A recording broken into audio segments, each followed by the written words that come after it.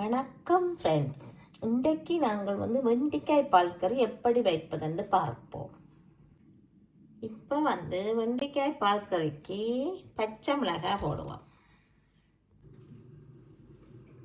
அதுக்கு பிறகு சின்ன வெங்காயம் போடுவோம்.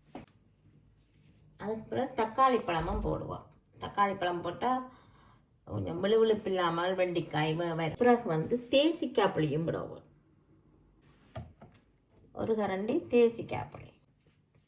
அதுக்கு பிறகு உப்பு போடுவோம் அளவுக்கு. இப்போ தண்ணி விடுவோம்.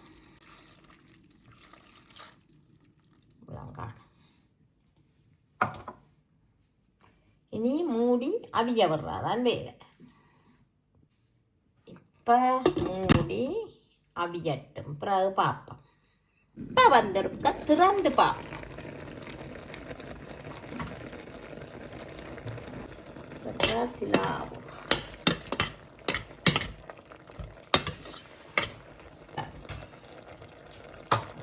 பால் விடுவோம்.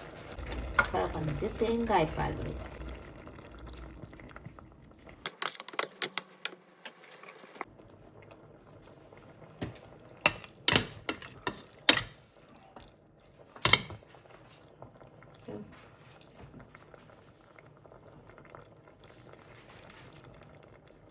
விழுவிழுப்பே வரையில கருங்கோ.